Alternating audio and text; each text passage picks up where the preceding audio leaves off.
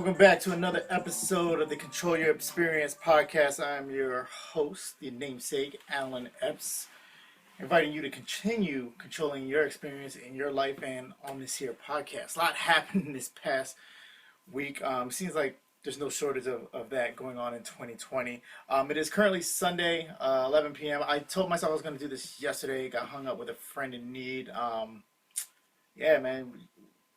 Everybody out there, whatever struggles you might be going through, be it work related, just the normal stuff, kids acting up, and then understand it's being amplified by everything that's going on around you. Even if you haven't contracted coronavirus, or nobody in your family is directly affected by it, it's having a cumulative effect. Just seeing everything on the news, having what you may normally have as your outlet being restricted from you. All that piles up, and there's no shame in that. Just make sure that if you're blessed enough to have a support system, to lean on them, because we don't know unless you say something, because we're dealing with it too. And then two, if regardless of if you do or don't, be honest with yourself, man. Recognize that something's not right, and try to make a change. Don't let it overwhelm you. But enough about that.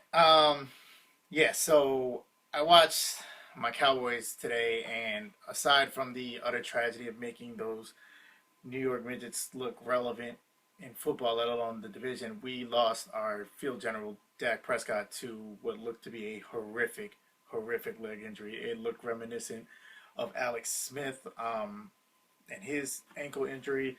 The reports that are coming out now as of 11:07 p.m. on Sunday are that he has a compound fracture of his tibia and fibia, which are the lower leg bones, the lower shin, and a complete fracture / dislocation of his ankle. Now, I'm not a doctor, and obviously I haven't seen his x-rays, but that's pretty serious. I think it's safe to say that he's gone for the rest of the season, and most likely a good part of whatever will be of next season. So aside from, our division's wide open because all of us, for the first time in a long time, are trash. But aside from whatever playoff hopes and everything, I'm sad about it. One, because, Dak was in the middle of, I don't want to say heated, but contentious contract negotiations, and he was having a banner year like he had last year. The man should have been paid by now.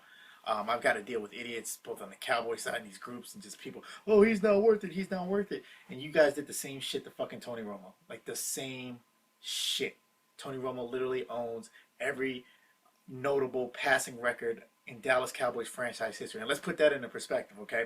Because the Dallas Cowboys are one of the most storied franchises in the NFL. We have four Hall of Fame quarterbacks, and there's still some possibles that could get a vote. And then you have Tony and Dak, where if they continued on, well, I think Tony's a shoo-in for the Hall of Fame. If he doesn't get in, it's the only knock is that Super Bowl. But you can look at Dan Marino; he's in the Hall of Fame. But if Dak were to continue at the rate that his career, not even just this year, was going at, any record currently owned or not owned by Tony Romo for Dallas was going to be taken by Dak. So that just puts into perspective the type of influence quarter. I mean, don't get me wrong, I was sad to see Tony go. I think that Tony should have gotten the keys back when he came back, and maybe even another year, just for nothing else. That Dak is in the Raptors. There's no need to do it. And then once Tony goes, that frees up whatever money for Dak. We would have had the best backup. Their style of play is similar. Tony's a little bit more of a gunslinger and wild man, and I think that would have bled into Dak just being around him. But Dak is still Dak. So I hate that, honestly and truly. I mean, Andy Dalton is probably one of the better, if not the best backup that was on any roster in the NFL, but he's still Andy Dalton. I mean, yeah, but playoff experience. Yeah, he went and stunk it up in the playoffs. He had a top 5 defense every time he went to the playoffs. But I mean, there is experience. I am confident in his backup abilities, but whether or not that can get us to the hump, whether or not he has an X factor like Foles did for the Eagles, I don't see that. And even if he did, not with our defense, who can't stop a fucking nosebleed. So, in my mind, our season hopes went out the door with Dak, but I'm worried right now that that's the last snap I'm ever going to see from him in a Cowboys jersey. So, prayers up for Dak, just his health and well-being and everything like that. I understand that he wasn't the most vocal of our black quarterbacks with regards to Kaepernick and everything, and he was towing the line for whatever reason. I don't know the man's heart, and I hold him accountable for that. Okay, you're like, I don't suffer coons even if you're my fucking quarterback. But at the end of the day, there's another human who's injured and was out there doing everything right, balling, and you hate to see it. Same thing with Tyrod Taylor, who has lost his starting spot to the rookie, and it's like the third time that he was finally getting something going, and he's, life just throws him a fucking curveball. But it looks like he will be able to play football again at some point, if that's even a headline. And that means that he's able to move on with the injury to his lung. So that's a blessing in and of itself. I think he said there's no better teacher than adversity or something like that. And he spelled adversity with the number 5 from his jersey. Something like that. Or like he said, adversity will show you things that success never could. Something like that. It was a tweet, but you get the vibes. So prayers for both of those young black men. Yeah, I generally hate to see it. The Falcons, though, in addition to the Texans having fired their Bill O'Brien, who was their general manager and coach, which means how he got to hold that job for that long when you got nobody to blame as a coach. Oh, I don't have the personnel. No, you were making the decisions. You were drafting. So how he had both jobs and was able to stink it up this long, I don't know. But the Falcons decided they had seen enough from both their general manager and head coach, and they're gone. Dan Quinn and I think the other dude's name was Dimitrov or something like that. I don't know. I don't follow freaking Falcons. But, yeah, so I don't think it's going to fix anything, but I guess it's a step forward. On from my Cowboys to the fucking Proud Boys. And I'm going to keep this brief because I'm frankly tired of this. And,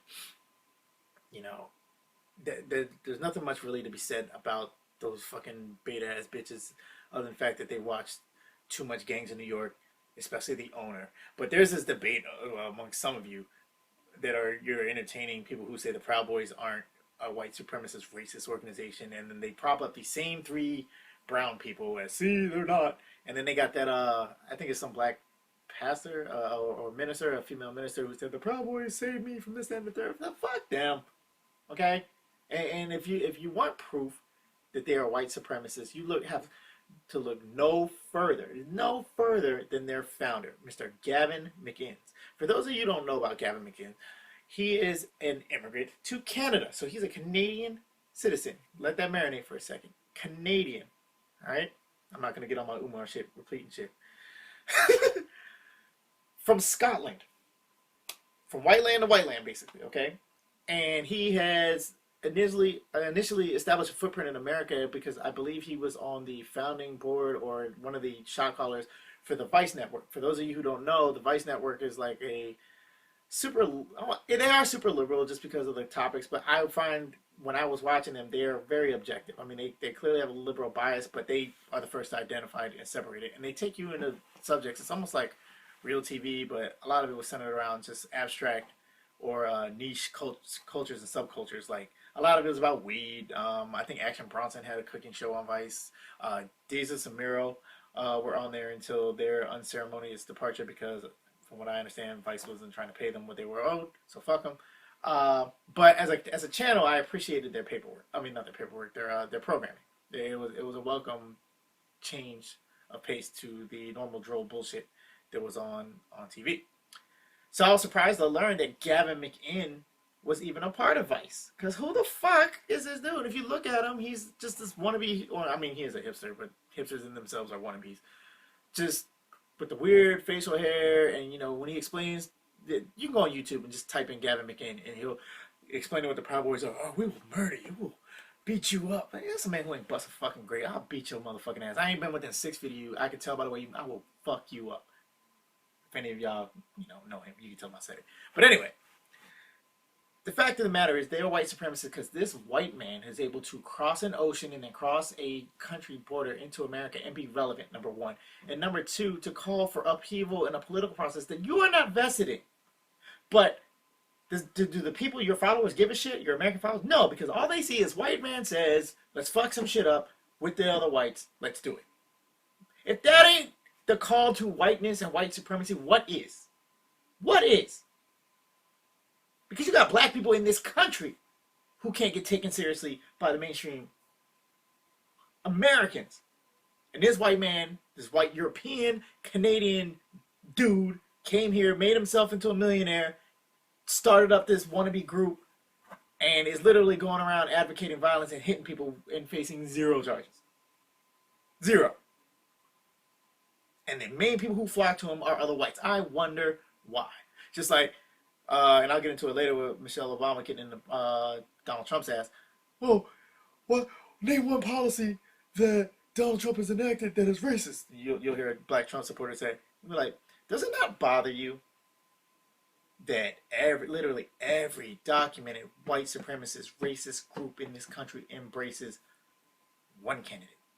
And it's not because, Obama's black. There are two old white men. And don't get me wrong, there's plenty racism in the Democratic Party. There's plenty racists that identify as liberals. But they have two white men. And every hate group, every 3%er, every white supremacist group is voting for one dude, endorsing one dude. Because, when I try to explain how when Trump has appointed 200 plus Caucasian, scantily qualified, if at all qualified, judges to federal courts who are no doubt going to further the disproportionate incarceration and punishment of black and brown people in the judicial system, all the while toting that he's been reforming it by letting off individuals or commuting their sentence individually. That's his idea of reform. He clearly doesn't know what the fuck reform means, because reform implies a system overhaul, not you just saying, okay, you can get out, you can get out, you can get out. That's not reform. Reform is making sure that the people that you said you can get out never got in the first fucking place. But see, they oh no, what policy was racist? How is this racist? It's not 1865. Okay, so they're not gonna. The face of racism has changed. It's not overt. It's not just being called the N-word, nigger. That just because you don't say that word does not mean you're not racist. Just because the law doesn't specifically dictate that black people are 3/5 of a person doesn't make the law is not racist. So I don't play the game with coons, and I don't play the game with people who are willfully ignorant. Just fuck off. The Proud Boys are racist, and we will beat your motherfucking asses. See how proud you are. Play with it if you want to. That's it. Speaking of coons, and again, I don't mean to speak ill of the dead, but the fact of the matter is, the timing of this is ridiculous. There was a man named Jonathan Price, all right? And Jonathan Price was in a town in Texas, I believe. And if you've ever been to Texas, outside of the cities, and even in the cities, I'm sure, but outside, the racism is palpable. Palpable. I have a friend of mine who is a educational professional. I believe he's more on the social work side, but he has to go from school to school dealing with problem kids and everything, checking on them, and he's been pulled over on some Mississippi burning, a time to kill shit, like, where are you going, boy? And he's a larger black man who they could justify executing on the side of the street with no problems. And in his route is one of the places where last year and the year before, some of those black people who showed up disappeared in the middle of the woods and hung. That's in his neck of the woods. Like, literally, he drives through there. So, some small town in Texas, a local football star, Jonathan Price, he played for some small college down there, but I guess he was a high school star. And he sounds, political views aside, priorities, if you will, aside, he sounds like a stand-up dude. He was driving along, he went to pass a gas station, he saw a man beating on a woman. And he did what so many people wouldn't do. Now, I don't know if this woman was white or black. If I had to guess, she was white. But it really doesn't matter. He got involved. He stopped it. Okay? Something a lot of you fucking cowards who claim to be strong black men, kings, hotep this, hotep that, won't do for your own sisters. But he stopped. He got involved because he saw a woman getting abused. And then so, breaking up the fight, somebody had already called the police, I'm assuming, and a police officer showed up. And reports are that Jonathan Price extended his hand, tried to greet the officer. I'm sure he used his white voice or his polite Negro voice, like, "Hello, officer. How are you doing? Nice to meet you." Whatever it is. And the officer was having none of it. At some point, that officer determined that he was a threat. And looking at that officer, I've said this all the time, that officer was a fat fuck of a cop, and it's always the fat fucks of a cop that have me on edge the most, because they are not going to fight with you. They're damn sure not going to run after you. They are quickly going to shoot you because they can't fight. They're out of shape and they're already shook at you. And they probably became a cop because in high school they never got picked for sports or anything like that. They never got the girls, so now they never left their small town. They put a badge on and they're important. That's literally who the fuck they are. And my contempt for fat fucks of a cop are more than just being a black man who might be on the under end of them. But if I was a cop, they would piss me the fuck off. Because how am I supposed to trust you with my life when the shit goes left? How am I supposed to trust you not to put me into some national shitstorm bullshit because you are shit police? But anyway, this fat fuck of a cop determined that Mr. Price was a threat and tased him. And from what I understand, Mr. Price was walking away at this point. So he might have tased him in the back. I haven't seen any autopsy photos. I haven't seen anything like that. I don't know. Yeah. And at some point, according to the cop, while he was being tased, I guess he was resistant to the tase, he reached out. The cop perceived that Mr. Price was trying to reach for his weapon, and he shot him. Bullshit. Even the other cops got calling bullshit because he's since been arrested. I think it wasn't even a day later that he was arrested. And what was striking to me was, I immediately mourned another black face taken. And then, of course, Facebook and the internet being the internet, Mr. Price had a post, I want to say not even 6 months ago, basically, where he went on this long diatribe about respectability. I'm going to boil it down. It's respectability politics, about how black people just need to behave and treat law enforcement with respect and hold ourselves accountable because we're our own biggest enemies, and all the other stuff will fall in place if you're just, presentable. Because look at me. I'm around in this town. People know me. Cops never give me any problems. It's my own people who I feel the most. And this is not a small dude. He's yoked, And I hate that. And I don't say this in a ha-ha, look at you now, dumbass, whoop-de-whoop. It's just that I don't know how many fucking times I got to tell you, there is no future in cooning, bruh. Because that is, I understand, it's almost a coping mechanism, I think. Because a lot of y'all are just dumb. So you think it's true. You buy in it. Hook, line, and sinker. A lot of you are opportunistic con men like Candace Owens and Whitlock, who are just peddling this because it pays your bills and you can live the lifestyle you want. And some of you, this is a trauma response because you have to believe in the inherent goodness of people. You have to believe that there's a way forward. You don't want to succumb to the hopelessness that these motherfuckers are going to hate us until they are gone. So you find daylight, or you manufacture daylight where it might not be, because you might have some white friends who like you, so they must like black people, especially if you're super dark skin. How can they like you and not other black people? Plot twist, hold their beer. I promise you they don't. And they barely like you. It's just convenient for you to be liked. Date one of their wrong daughter or anything like that and see what happens to you. And that was how, of course, he rationalized it. I was raised by white people. If it wasn't for them, I would have went hungry. I wouldn't have become a football star. And that's probably why I love white women.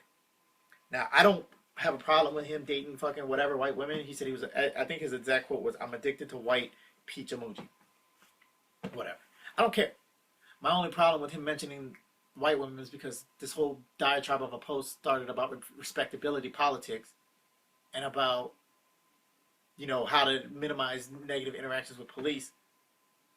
So why did you bring up white women? In my estimation, you brought it up just to legitimize how you're such a good Negro that they let you fuck their daughters with no repercussions. I submit to you that you just haven't fucked the wrong one yet. And number two, what the fuck did that have to do with the price of tea in China? That's what made it cooning. Okay? And I hate he had to learn. I hope he's at peace, but I sit and I wonder what his last thoughts were as his life was leaving his body. That he did everything right. He stood up for a woman.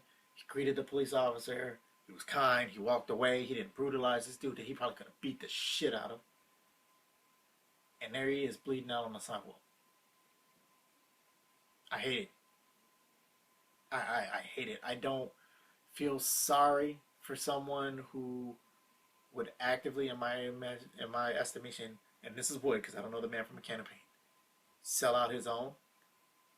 But I don't know if he did that. And I hate the thought that his naivety, his bubble had to be burst with a hole in his chest.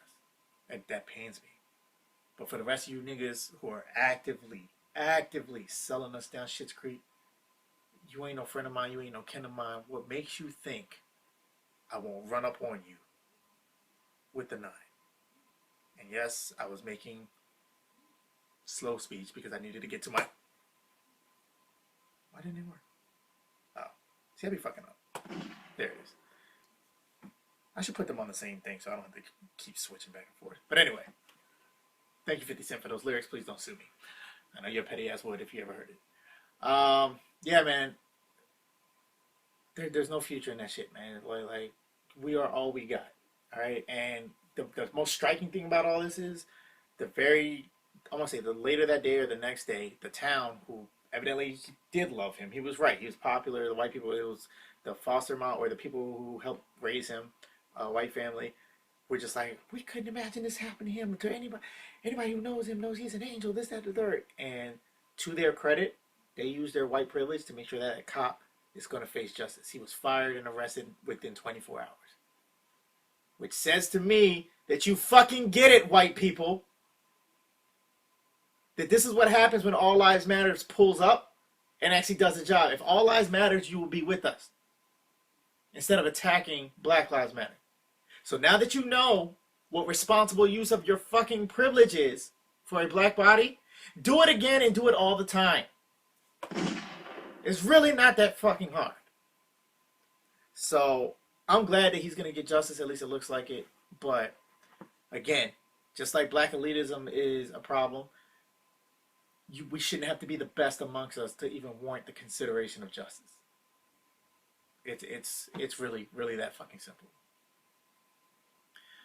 Moving on, I want to talk about this concept that has been irritating me. It's a phrase called intellectual honesty.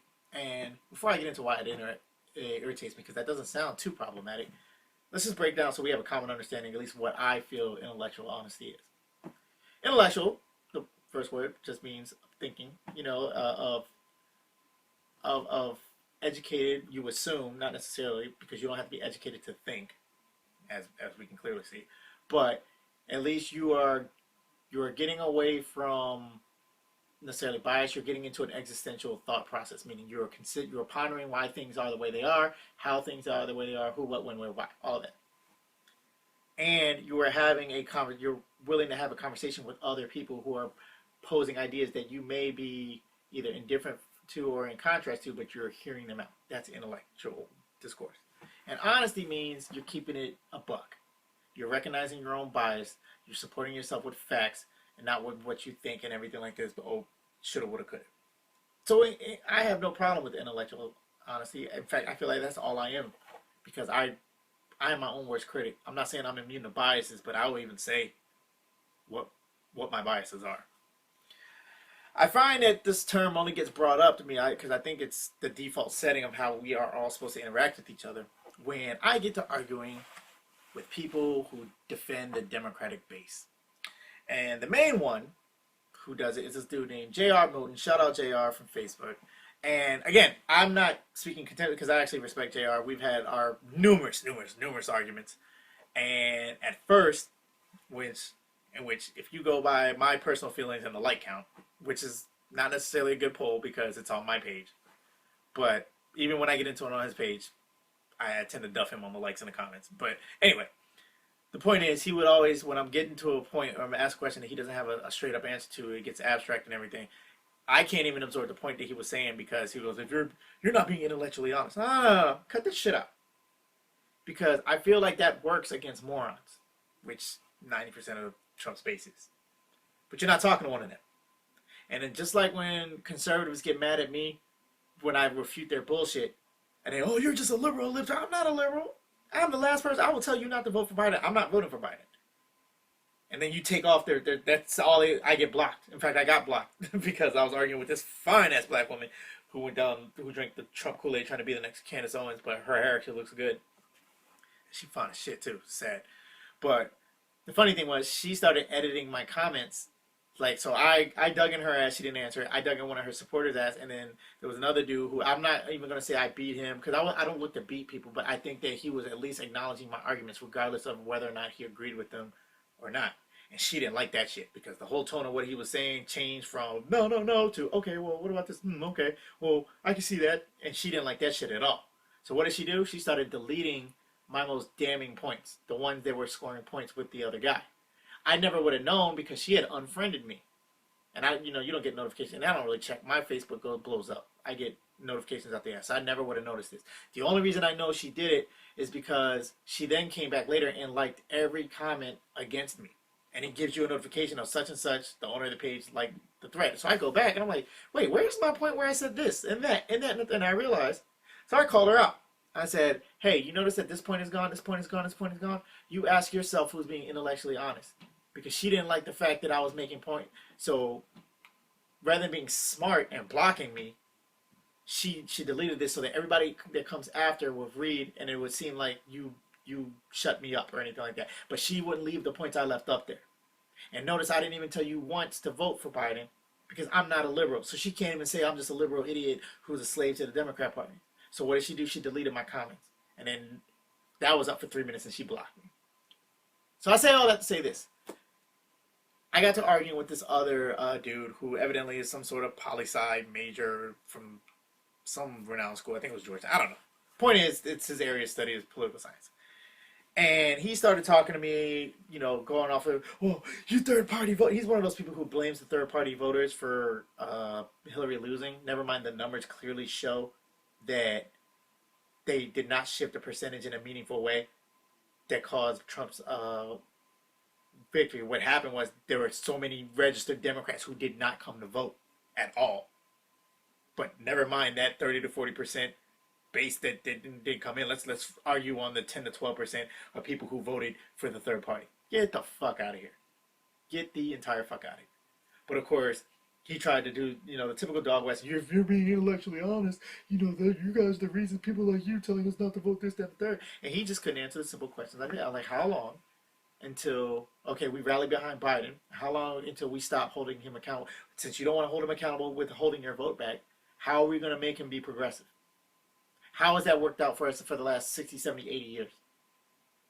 And then what's going to happen when Kamala Harris, after his depending on how long he lives, 4 to 8 years, then gets the default nomination and then wins, and then she's in there for another 8 years. So there's upwards of 16 years before we even get to entertain an actually progressive candidate and actual progressive policies that come through. No, we get this moderator who we're going to nudge left but have no power to make sure he goes left. He couldn't answer the question. Well, you're not being intellectually honest. What do you need to get? I'm not saying Trump isn't terrible. Trump is probably the worst thing to happen to this country in my lifetime. Probably. I say probably because there's a lot, but whatever. But I look at that as, I'm an Omega and you pledge.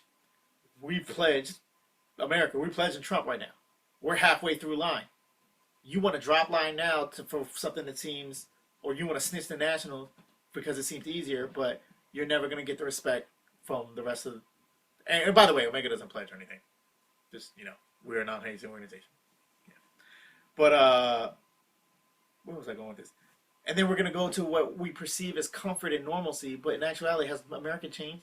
You can't sit there and say Trump made America racist. He made racist in America comfortable. So, by getting Trump out of there, has Biden made America unracist? Has he even made them uncomfortable? No. No, the fuck he hasn't.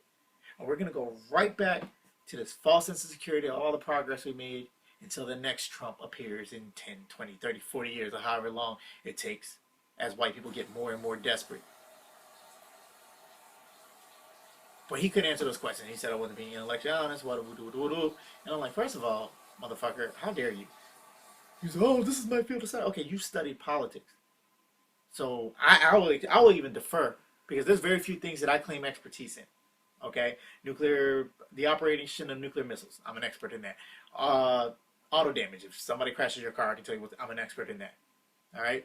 These hoes. I'm an expert in that. But, I will defer. My ego is not such that I cannot defer somebody else's expertise. In fact, I hope that I get in there so I can pull some shit from you, the expert, so the next time I get into an argument, I have that in my toolbox. So you saying that you're an expert does not threaten me. Okay, and when I quote my degree or my expertise, I'm not trying to threaten you. I'm trying to arm you so maybe you can come back and give me something that I never considered before. You telling me you're an expert in political science or the theory of voting or whatever the fuck it is does not tell me anything about how are we going to get a centrist, moderate, supposedly, allegedly liberal candidate to be a progressive. When he hasn't been for 40 years, and once he becomes the president, he has no incentive to do so. Zero, none. His only incentive to do anything is to not be Trump.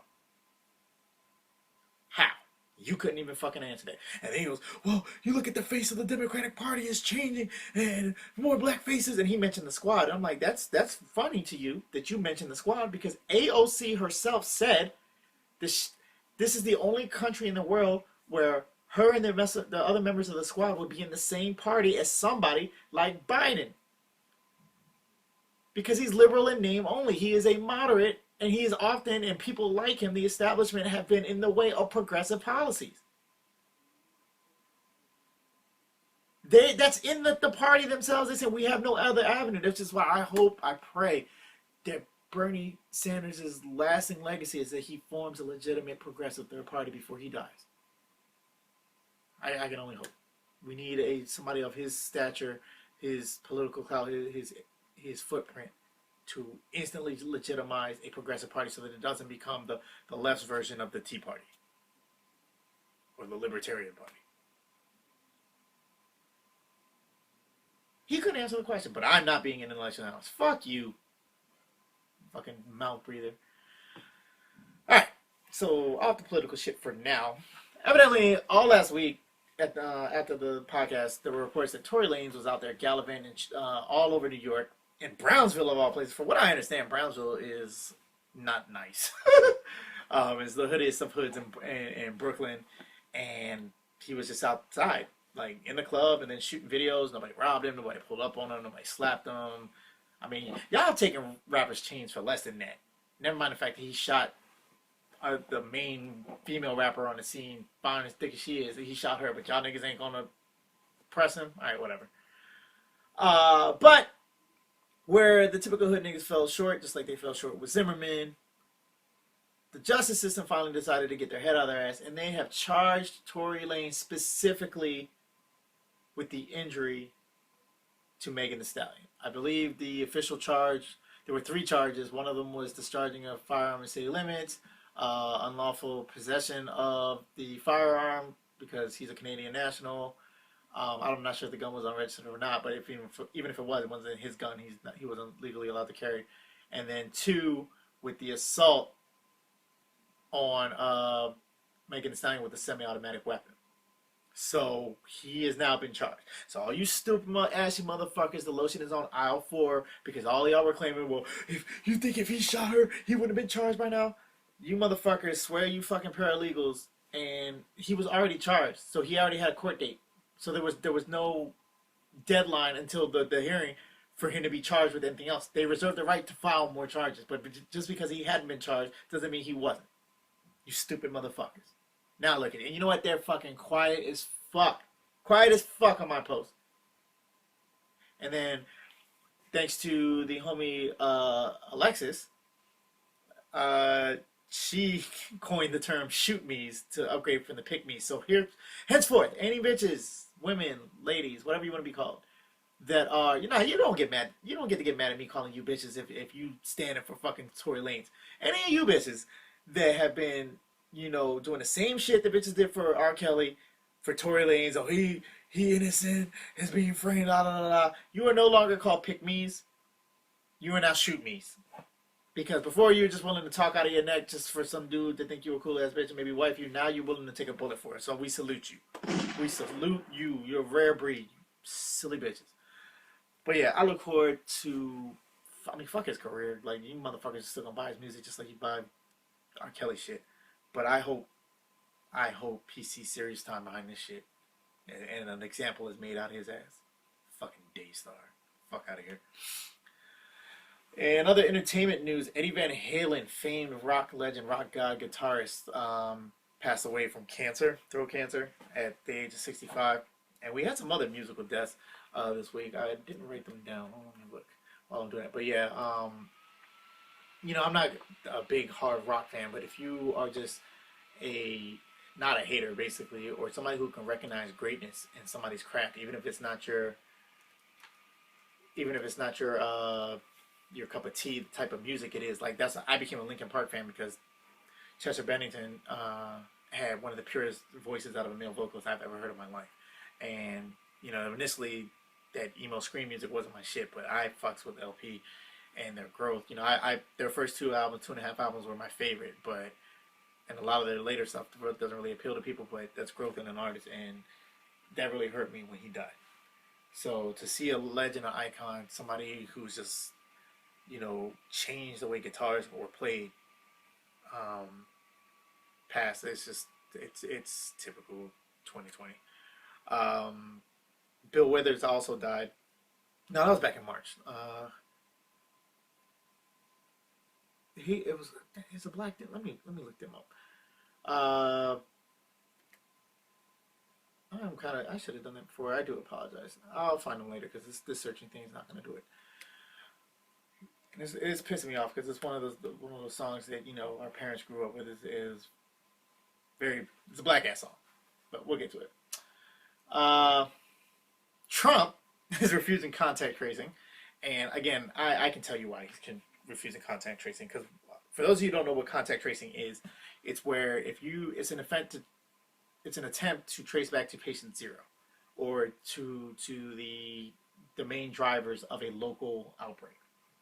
So if you pop hot or somebody pops hot next to you, meaning test positive for a disease, what they're going to do is they're going to look at the disease and see how it's transmitted. And then based on that, they're going to ask you, who have you come in contact with that possibly transmitted? So obviously if you tested positive for AIDS, they're going to ask, who are your last sex partners? And they're going to track them down. Who was the last people you fucked in the last 6 months, et cetera, et cetera, et cetera. For an airborne disease like COVID-19, they're going to ask where you've been, who you've been around. And Trump is refusing to go along with the CDC contact rate. And there's no other reason that to do this, they would have to establish a baseline of when was the last time he was not reactive or positive with the virus, so they know how far back to trace and to go outwards. Which should be fine because Trump has maintained that he's taking this virus serious, and nobody's been taking it as serious as him, and his staff and himself get tested multiple times a week, and they're prepared to isolate. And of course, we know that's complete and utter bullshit because the entire fucking White House has the cooties, and then everybody at that damn Rose Garden fiasco has the cooties.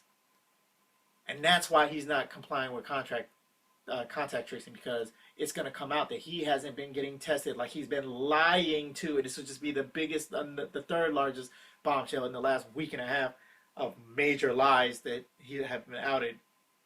I mean, more so than the normal lies from Trump. So that's why he's not doing it, if you haven't put that together. And you can just tell by the way he was acting. He's the type of dude that just doesn't do anything because he doesn't want to. So he says he's wearing a mask only when the camera's going. That man was not wearing no mask in that White House. He just wasn't. And there's no surprise because I saw another article from Yahoo News that according to the CDC, white men are still not washing their fucking hands. And the operative word is still, because any of you have been to, like, you know, ball games or just in a male public restroom in the first place, you'll notice that people who go pee and don't even bother to touch the sink, you know what they look like. And then you know the motherfuckers who go and take a dump in a public toilet and don't touch the fucking sink or the soap on their way out. You know what they look like. But no surprise, it says that white men in surveys done prior to the COVID outbreak, white men ages 18 to 24 were the least likely to wash their hands. Most of them saying that it wasn't necessarily a conscious decision not to wash their hands. They just forget to. Which tells me you filthy motherfuckers don't ever wash your hands after bathroom, public, or otherwise. Because that's what it is. It's not a, should I wash my hands this time? No, I didn't get pee on my hands. No, it's just what you do, bitch. It's what you do. So you're dirty, you're filthy McNasty. That surprises nobody, especially after we've learned over the last couple of years that you motherfuckers don't wash your fucking legs. Moving on. You would think that in the wake of a pandemic, that might change some things, right? And the CDC says that by and large, more and more Americans are washing their hands afterwards, but still, it's the 18 to 24-year-old demographic of white men who are just forgetting to do so. And they don't equate it with willful. I mean, there's some of them who are making a statement, oh, I'm not going to let this control me, like the dumbass president, but There's nothing you're going to do. They literally have to catch foot and mouth disease before shit gets real to them. So it's no surprise that this jackass doesn't want to wear his fucking mask.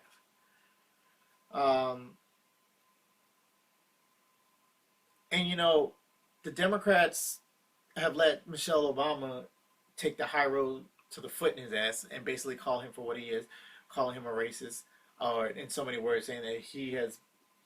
There's a reason why the racists are flocking to him. That the statements he's made are racist. That the policies he made, even though they don't specifically mention black people, whatever, are racist. And this is not who America is. Now, I defer with her on that because this is exactly who America is. But she's appealing to what we, when I say we Americans, fancy ourselves to be. So that was a hard-hitting speech that she gave just because she's Michelle Obama and the platform she commands. But I would like to see from the Democrats what has come out of the Republican camp, where you have the Liberty Project, which is consisted of, I want to say, 7 major lifelong Republican campaign managers or campaign workers, so people who are, you know, the soldiers of the Republican Party who have worked on McCain's and other presidential candidate campaigns, who have pushed legislation, lobbied. These are their heavy hitters. And 7 of them went rogue and formed the Liberty Project to basically tear Donald Trump a new one. Those attack ads that we would love to see coming out of Biden and the Democratic camp, they're coming out of the Republican. And, you know, I can kind of respect them in the sense that at least they have some morals and convictions, even if they're not mine. They were on 60 Minutes today, and 60 Minutes even asked them, okay, this is all well and cool now, but do you feel responsible for Trump being who he is and where he is now? And they even said, you know, I was naive. That's a cop-out, but whatever. At least they recognize that they had a hand in it. But evidently they've raised, like, not even in 24 hours from their first attack ad, like $2 million, and they've mastered social media. So it's kind of like if you guys watch The Boys, which I watched the season finale, and Jesus fucking Christ. I'm not going to do any spoilers for y'all, but because I binge watched it, but wow.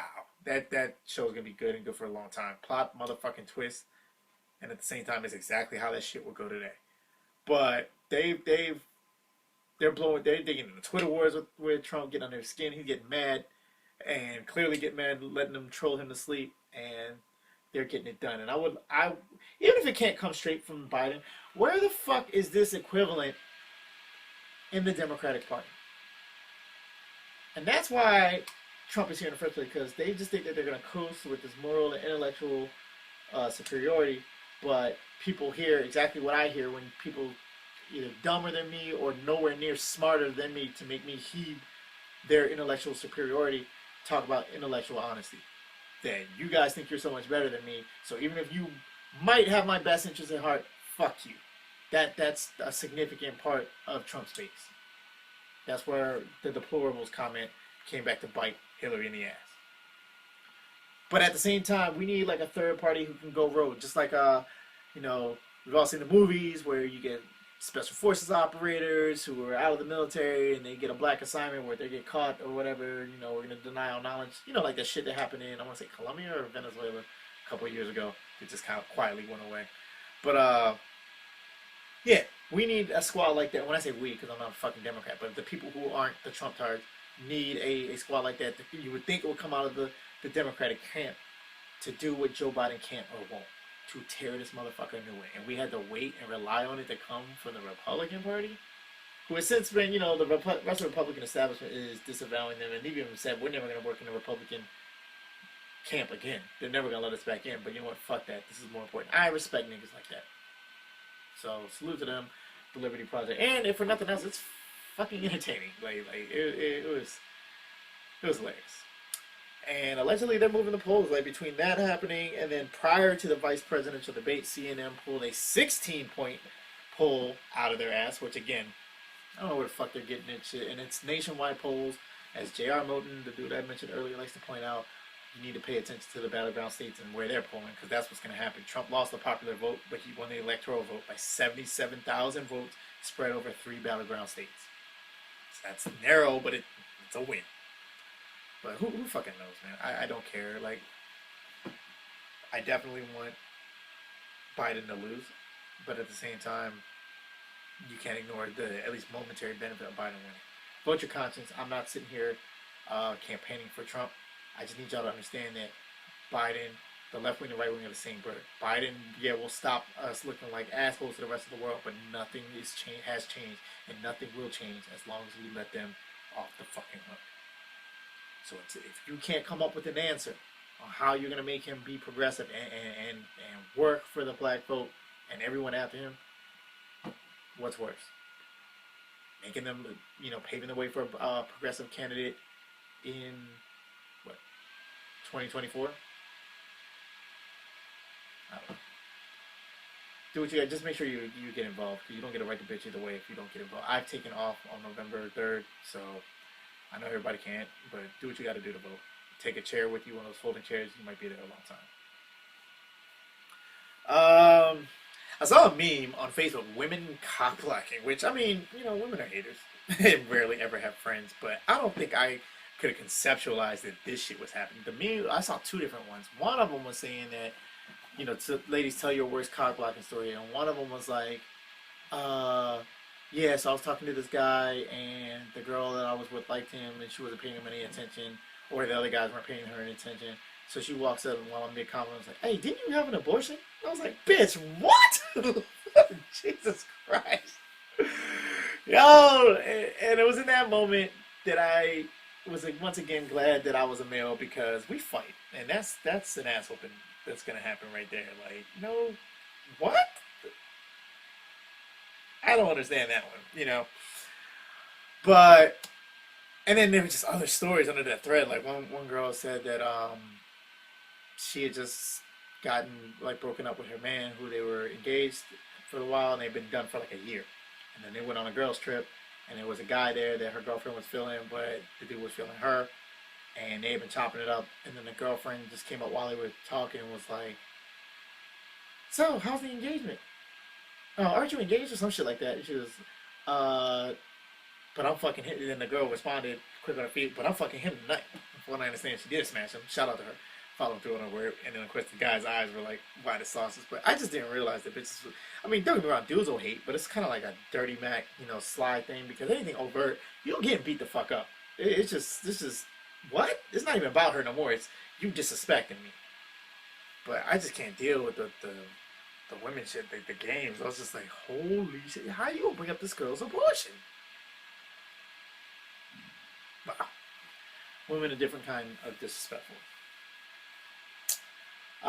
For those of you who don't know, there's a phenomenon in nature called the Yellowstone Caldera. And the best way I can explain this to you is, everybody knows what a volcano is. It's this mountain, this hollow magma comes out every now and then if it's active, whatever, right? Well, calderas are volcanoes as well. However, think of it like this.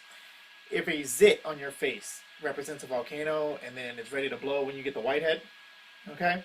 And then it shoots out, right? Think of a caldera as one of those pimples that doesn't come up in a whitehead, but it's big, it's flat, it stays under your skin, it hurts. You can't even get the whitehead to drain it out, and you just gotta, put toothpaste on it or just clean your face until the shit kind of dissipates and breaks up. That's what a caldera is, okay? So out in Yellowstone, where there's a lot of geothermal activity, meaning that the heat from the Earth's core is causing a lot of movement, Old Faithful, the geysers and stuff like that. There's a lot of geothermal activity there, and the Yellowstone Caldera is a massive field of geologically unstable areas where if the pressure builds up and it blows, that is an extinction level event. Okay? And when I say that, I don't mean like everybody in the US is definitely fucked. If the initial blast don't kill you and like the shrapnel getting sent miles away coming down, the dust cloud is going to block out the sun, the Americans are fucked. But it's also an extinction level for mankind, because it's going to throw so much rubble in the air that the sun is literally going to block out. The winds are like, we just got a bunch of sand from the Sahara from those winds. The trade winds are going to take this shit all over the earth, block out sun, contaminate crops. It's an extinction level event. There's also another caldera off the Mediterranean. I want to say it's in Italy or like the Italian area, but it might also be in France. There's a couple of them. There might be more, but those are the two that I know of. And evidently, scientists are saying that the caldera in Yellowstone is showing more and more chances of blowing in the very near future. So that was some typical 2020 shit. I don't know who had that on their bingo board, but ladies, between the murder hornets, between, you know, the Boogaloo Civil War, race war, whatever might have come out, y'all are running out of time to give me some vagina if you're so inclined. You know, I mean, YOLO. Like at the same time. I'm also losing my dad bod. Shout out to me. I'm down to 205 pounds from 235, 240. I got some new running shoes in the mail. The Phantom, what are they? The Hover Phantom 2s from Under Armour. I like the shoes. They're a little snug in the toe, so I think I need to get another size up. But I'm running. It hurts. I can't believe I let myself get to this point. Like, there are runs that I could do in my sleep that have me sitting down for 15, 20 minutes after feeling like I'm bleeding inside my chest. So health is wealth. Take care of yourself, people, especially if the race war, civil war, zombies come, because you need cardio. So, yeah, that's what's going on with me. So moving forward to the crescendo of the week, which we can all agree was the vice presidential debate.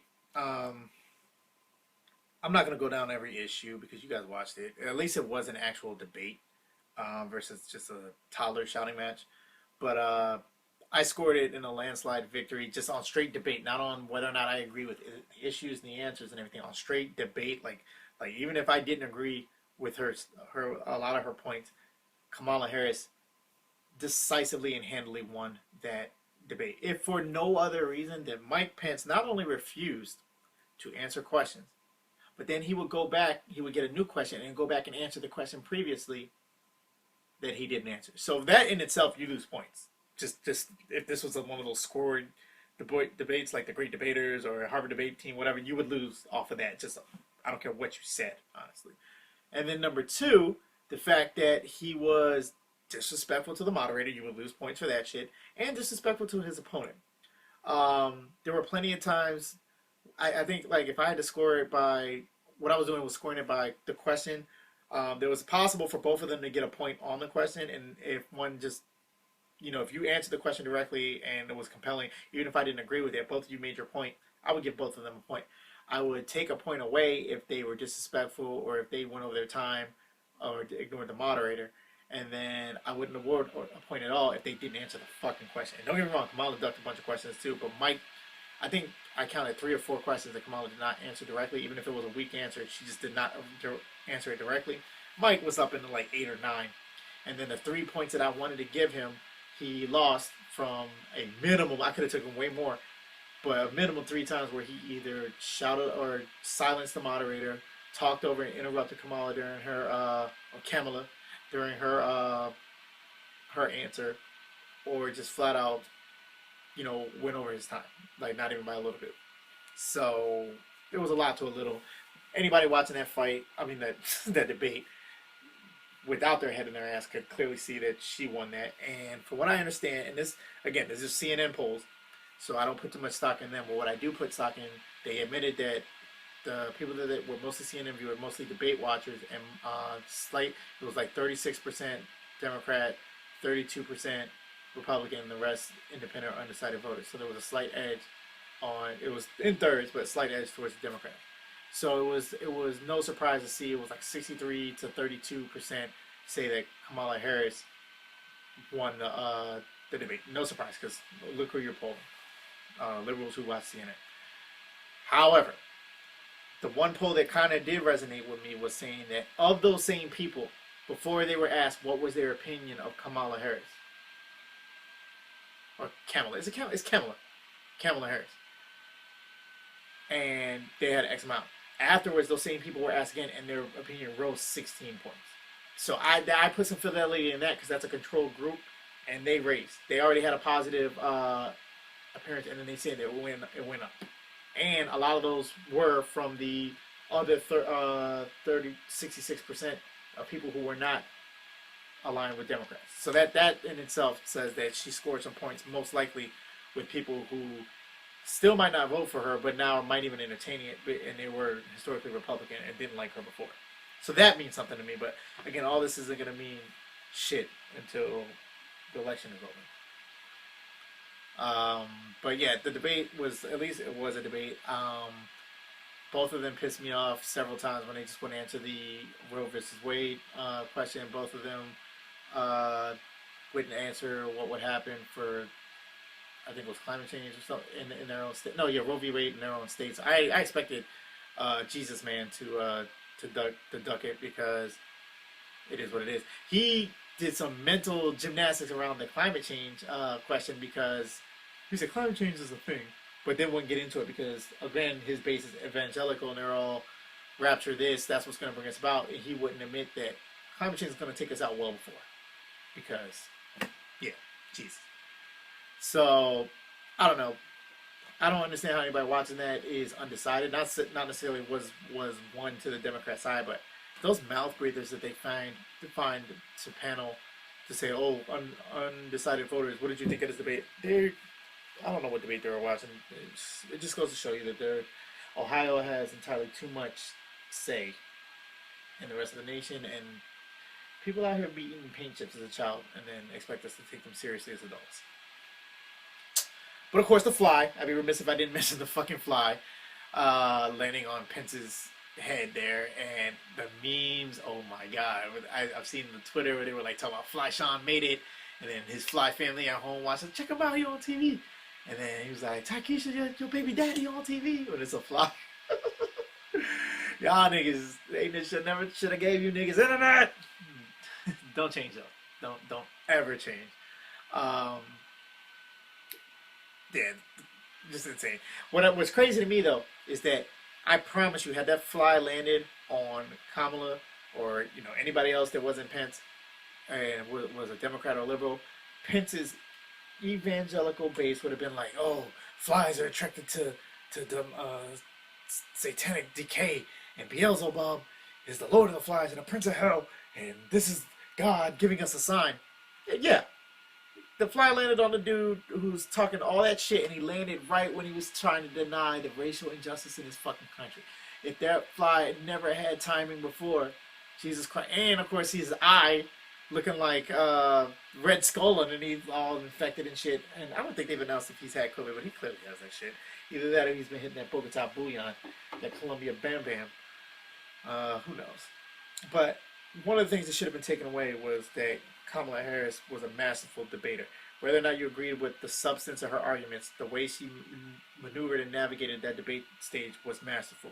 It's clear that her experience as a trial lawyer, like a litigator, somebody who has to go before a jury and convince them of someone's guilt and walk away with a positive conviction rating, she understands that it's not so much what she says, but the impression that she leaves with people. And, her face was typical. Her facial expression on the Price is like, are you fucking kidding me? You know what I mean? And, of course, the women and people who were not there to hear anything she said anyway, she just comes up. You always see the memes. She's such an angry black woman. She's so disrespectful. Hey, shut the fuck up.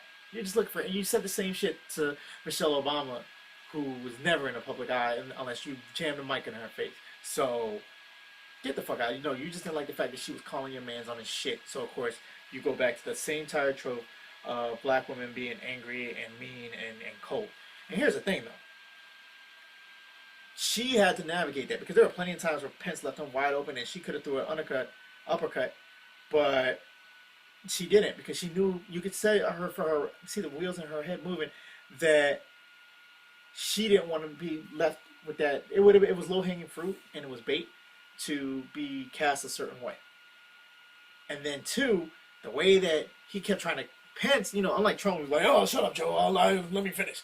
For Trump, but Pence would be like, no, in that sleepy, smooth voice, I'm not finished. I need to address that. And she's like, I'm speaking. Talking to that man like a fucking child. Like a black woman. You got one more her face said, you got one more fucking time to interrupt me before I make you pick a switch where he said, I'm speaking. Are you done?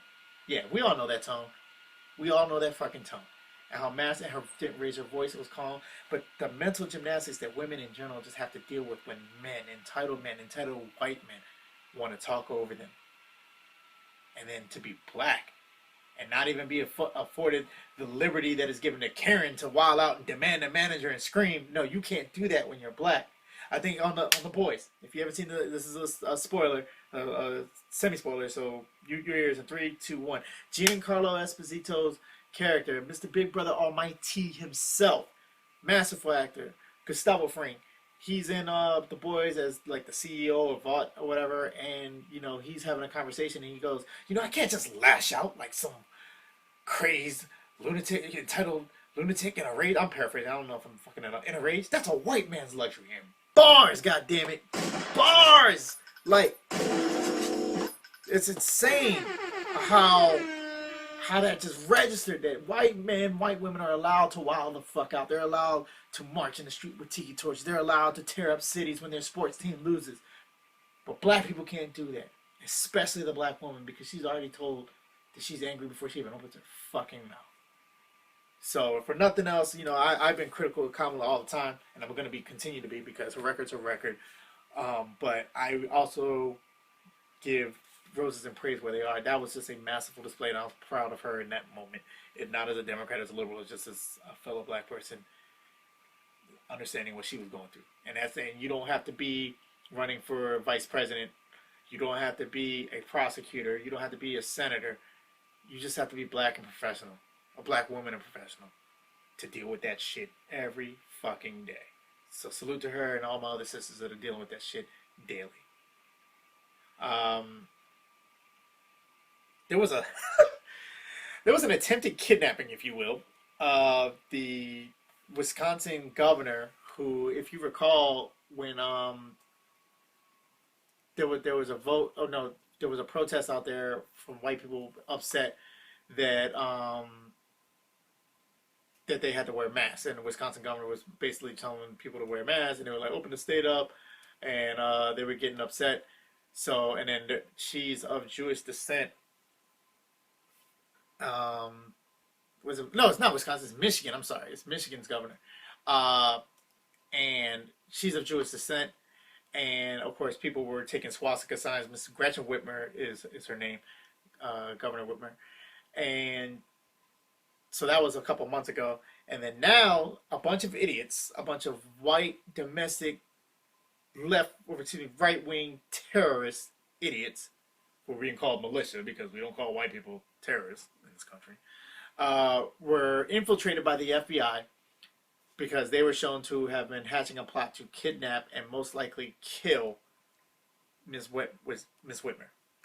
And they were infiltrated, thank God, by the FBI. They were caught. I think last I saw it was like 8 or 9 of them. They got rounded up by this. And while that's disconcerting in and of itself, because white people be wilding, that's nothing new. But it should be reassuring to you, especially those of you who are worried about what might happen if Trump refuses to cede power, if it appears that he loses the election. That should show you in itself that it's not going to work. I mean, even if they were successful in kidnapping her, which would have been terrible, don't get me wrong, but what's their end game? There's going to be another governor. They're not going to prop up another governor and anything like that. It's a terrorist attack, which is going to be terrible, but they're going to get dealt with. Okay. If Trump were to refuse to acknowledge the election results, well, Inauguration Day is going to happen regardless. The House is going to install the next president. It happens away from the White House. Okay. At which point, the Secret Service and the military no longer take their orders from Donald Trump. Now, there's never been a coup in this country for a reason, just because of the way that our checks and balances, which we see only work sometimes, but our checks and balances are set up, and the way the transfer of power is set up.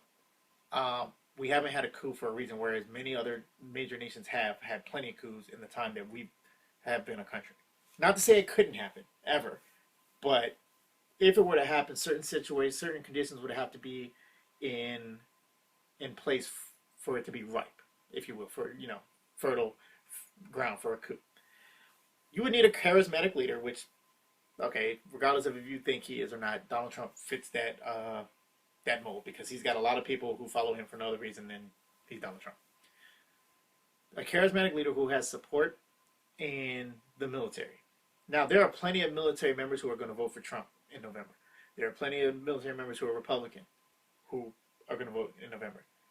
But you got to understand something. Most countries that have coups have a conscripted military, meaning that these people are drafted. They had to serve in the military. They're indoctrinated from the time they get in there. Country this, country that, country this. So it becomes easy for them to align behind one leader. And especially if their chain of command identifies with that leader. And now you have a military faction willing to back your coup. Not so much the case where people join our military, not because they were drafted or forced to, but because they volunteered. Now, we can get into the whole argument about people wouldn't volunteer for the military if college wasn't so damn expensive. That's a whole other conversation. The point is, we have 100% volunteer force. So regardless of if there are plenty of people who believe in Trump this and the third, you're talking about people who are willing to commit treason, because it's treason until you win. Okay?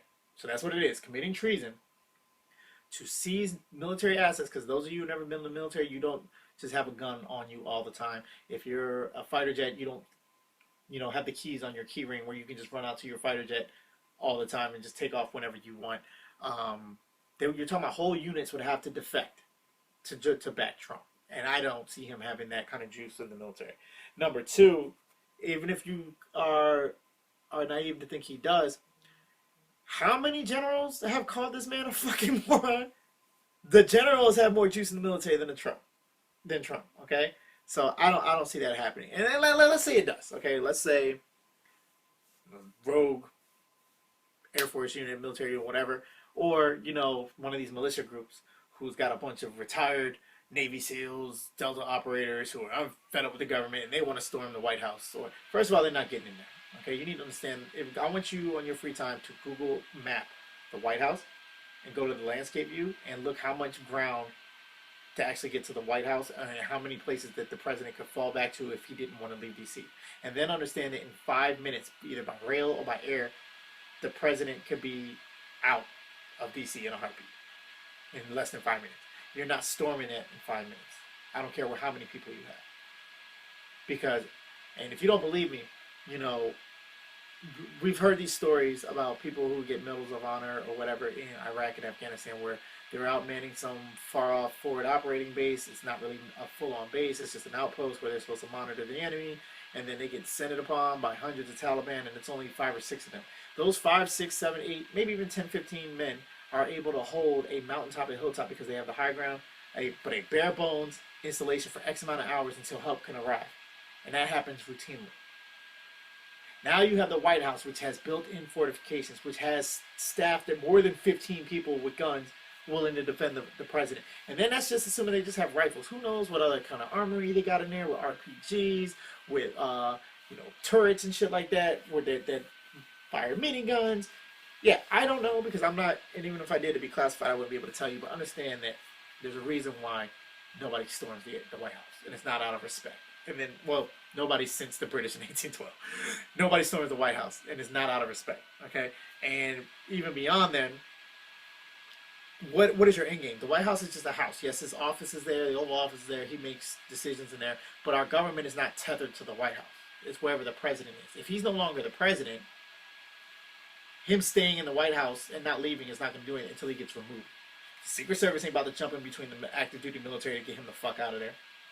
Following orders from, I promise you, Trump don't want that fucking smoke no way.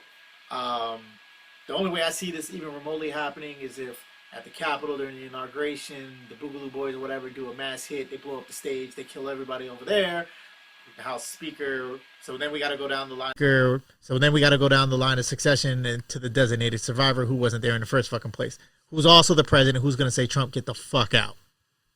It's just that simple. And then those guys, what is their end game? They've done an attack, next man up, and now you're wanted and hunted. Yes, it's just like any other terrorist, but they're nowhere near as devoted as the Islamists are. They talk shit on message boards. They come out, they chant, they march, and they don't fucking bust a grape. And if they do, it's off like this soft target where they're not anticipating getting shot at. They are not ready to do battle. And even if they were, they are woefully outgunned, woefully outmanned. No, this is not going to happen.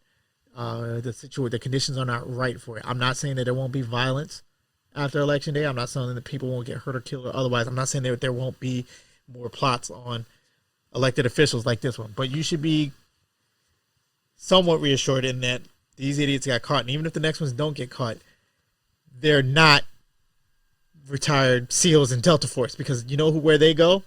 They work for the government as contractors and get on the president's detail. Like, the president doesn't just have Secret Service guarding his ass. He's got active duty special forces military guys on his ass, on him, on his details with him at all times. Not even just to defend him against attackers. He's an old man to make sure he doesn't fall down and crack his fucking head, that he doesn't eat something he's allergic to. All right? And to guard the nuclear football, obviously. So, and that's the other thing. Okay, so, the nuclear football is not going to be in his possession at the time of inauguration. He refuses to give it up. They can change the launch codes. Okay? So, rest easy. I'm not saying don't be vigilant, especially if you live in a metropolitan area or if you live close to the capital. Watch out, because white people be wildin', obviously. If you don't believe me, ask Gretchen Whitmer. But just put it in the perspective of what the actual threat is. All right? The craziest part about that whole plot on Whitmer, not just that the white people were wildin', is that one of her own sheriffs, who's, I guess, the guy who's the sheriff in that jurisdiction responsible for arresting them, is giving them every fucking alibi. He's like, well, we're calling it a kidnapping, but I have to look at it from the angle that possibly they were trying to make an arrest. I'm like, first of all, motherfucker, they're not the fucking police. And even if you call it a citizen's arrest, you're not allowed to go pursue people for a citizen's arrest. But how the fuck that fucker still has his job? I'm pretty sure sheriffs are elected wherever they are, but just the audacity of white men knows no bounds. It's only superseded by the audacity of white women. That is fucking crazy. But there is a bright side, like I said. It should show you how feeble and futile these people are. Yes, they pose a danger to some people's lives. They can get some people killed, but in the grand scheme of things, they are but a blip on the radar. Now, if we got some shit like Handmaid's Tale, where these people were actually in Congress, and yeah, that could turn into some other shit. But we will see some legislation changing, turning women into third-class citizens and banning abortion and all that shit happening first. Another disturbing story, and this one hurt every bit of my heart. There was a father, and I use the term loosely, but a man who tried to pass off his baby that he murdered as one of those fatalities that happens when you lock a child in a car. From what I understand, he had a black Nissan Altima. The baby was locked in there. It was tinted out. He still had dealer tags on this shit. And he flagged some police down saying that, hey, he locked himself out and he couldn't get in. And the police offered to break his car. And it's Vegas and it was hot. And he said, no, don't break it. Call my brother. And the police listened to him for whatever reason, for X amount of time. I don't know if it was 2 minutes, 20 minutes, whatever, but they listened to him. And even the brother was like, no, I can't break the fucking window. So they break the window and they discover the baby unresponsive and dead. But within hours, they do an autopsy on the baby, and it's clear that the baby had not only been dead for a while because rigor mortis had been set in, but the cause of death was determined to be strangulation. So in my just trying to make sense of this whole thing, the only thing I can see he was trying to do was A, pass it off as an accidental death via the heat stroke in a car. And he even said that the baby was in there less than an hour, or he was on his way to dump this kid somewhere and he fucked up and locked himself out. I don't know, but either way, I hope they hang him fucking high. And that's only surpassed by an even more disturbing story where some fucker, he was like a youth football coach. I forgot what state it was. I think it was Detroit or Michigan. I don't know. It doesn't really fucking matter. But this asshole had a 10-month-old baby. His daughter that he raped, and the baby ended up being severely traumatized, obviously, and bleeding out and dying. And his internet search history was all about how to tell if a baby's dead and can you fix this, and what is wrong with people, man? And both of these dudes are black dudes. What is wrong with mankind or humanity, with us? I don't know, man. It's hearing about shit like that, it drains me. I don't even have anything to say about it. It's just fucking horrible. And I hope each one of those bastards meets the true death. Like, yeah.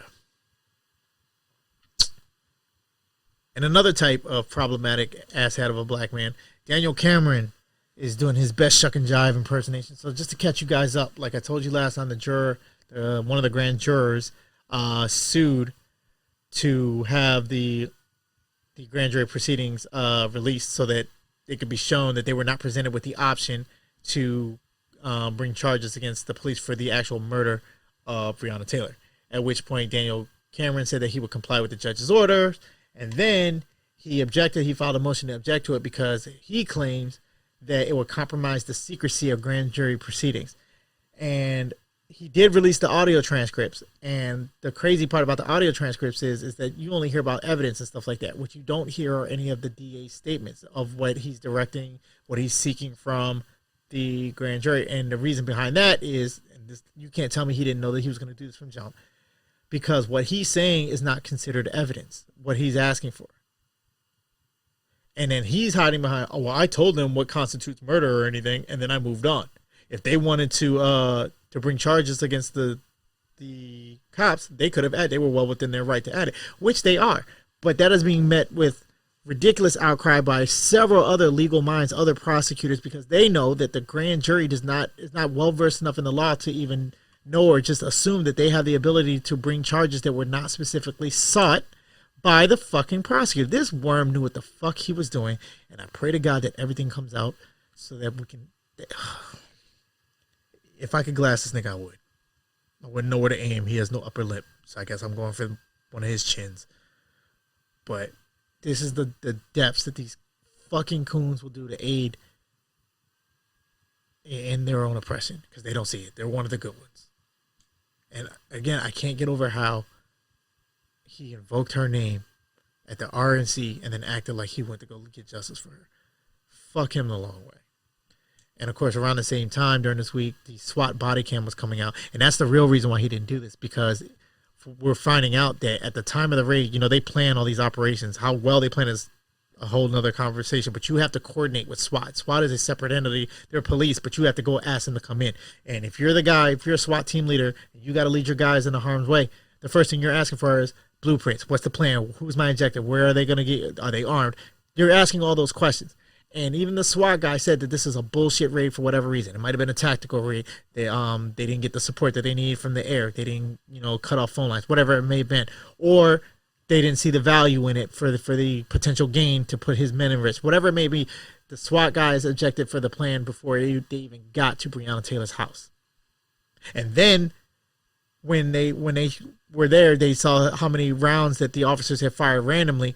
They even said that this was unfucking professional. So this is one of the few times that maybe the thin blue line is willing to call their own out. And the prosecutor, otherwise known as the top cop, is actively suppressing it. But they want to be revered like the military. They want us to back the blue. Fuck y'all. Fuck y'all.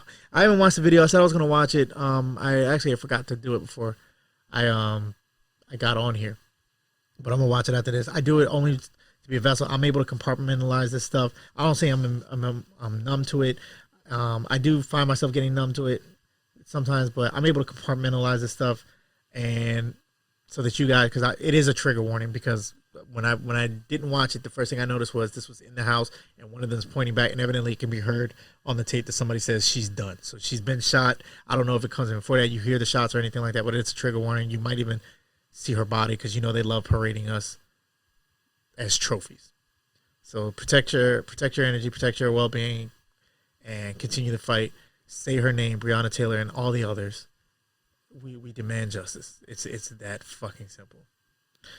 In lighter news, so there's a story out of Louisiana where a priest was evidently in his church well after hours, and he had paid two dominatrices to basically whip his ass. This concept is crazy. I understand the psychology of it, that alpha men or even alpha women engage in S&M where they like to be the submissive, because they spend so much time in an alpha role that it's either a turn on or a release, at the very least, to be in a submissive role and not have to worry about things, not have to have, to be told and owned, whatever. Okay. I don't judge people's kink most of the time, unless you got feet, because it's a fucking foot. Unless you're Demetri Abelor's Weather Bay out of Texas. I'm not a foot person, but Jesus Christ, her feet are beautiful. So if you know her, tell her I said what's up. Anyway, point being is that he had these dominatrix, and they were getting it on in the altar, in the pulpit. And he had a tripod set up, and he would have gotten away with it if it wasn't for those meddling kids and a passerby who I guess is a member of the church, who went by the church and saw that the lights were on inside and went in and videotaped it with his phone and then reported it. Now, why the church wasn't locked, I don't fucking know. I guess it's just like when dudes beat off and used to leave the porn tape in the VCR or the DVD player, whatever. I don't know. Why it wasn't locked, I have no idea. But the cops came, busted up his little shindig. They determined that it was consensual and that I guess it wasn't prostitution. I don't know how they got out of the prostitution charges, but he got arrested because it was considered public indecency. And I'm not a lawyer or anything, so I'm confident he'll be able to beat that just because it's like, okay, churches are private property though. Yeah, it's public, open during their normal hours, but even the guy said it was closed and he went in there anyway. I don't know. I'm not a lawyer. I'm not going to pretend to defend this man, but that's fucking hilarious. I mean, if you're going to do it, at least there were no fucking kids involved. You can't make me mad at this man when he ain't diddling no fucking kids. So shout out to that dude. I'm not going to say I would have done the same thing if I was a priest, but I can see the appeal. And then to wrap it all up, Saturday Night Live. And Bill Burr went on a fucking tear. And basically the 53% of white women are fucking set. And as they should be, fuck them. Go speak to your own manager, Trump. Go talk to him, get him the fuck out of there. I fucks with Bill Burr. Yeah, he said some shit that might have rubbed me the wrong way, but he's consistent. He keeps the same energy at all times. He's willing to call whiteness out. I mean, he is a white male, so he recognizes his own bias, and he's not free of his own bias. So there are times where even me as a black male, as much as I fuck with him, I'm like, what the fuck, Bill Burr? But at the same time, he tells it as he sees. You can't really get mad at it. I mean, you can get mad, but what are you gonna do? It's pretty much my time. Again, thank you guys for staying with me this long. I know it's a lot to just be absorbing of me. I hope I'm keeping it interesting as possible. Again, guys. Oh, I was in Twitter jail for posting a meme about Trump. So it was a meme that said, Trump supporters, the libtards don't want to delay the election like President Trump wants to. Let's stand with Trump and not show up to the polls on the. It's clearly a farce, but I guess some idiot might believe it. And Twitter threw me in fucking. First of all, they didn't even tell me what I was in jail for, so I just tried to log into my account and I couldn't for 24 hours. And then after that, it finally told me what it was. I was like, it's a fucking meme. But I guess they looked at it as I was spreading false information about the election, whatever. Twitter some hoes. There's nowhere I can go to live except for right here, controlling my experience with you people. And again, I thank you for giving me the audience, however many you are, on whatever DSP it may be, Spotify, Apple, soon to be Amazon podcast, YouTube followership, wherever you may be. Thank you for fucking with me. I understand that you don't have to, and there's probably more interesting people out there. But yeah, don't be scared to hit me up. I'm not going to give you my number, obviously, but Facebook, my first name is Allen, Allen. Last name is Epps, like Mike and Omar. I've got like 3 pages, but my current profile picture has me with my shotgun and some Dallas Cowboys gear on. On Twitter, it's at DaPen, spelled with a D, DAPENIZ, mightier. And Control Your Epps-perience on Instagram and on YouTube. And again, if you want me to talk about something, if you're interested in calling in to do a discussion on the pod, or if you just want to tell me shut the fuck up, and I'll roast you back on the pod, hit me up at any of those platforms. You can email me at askapps@gmail.com. But until then, again, please, please, please protect your mental health and continue to control your experience.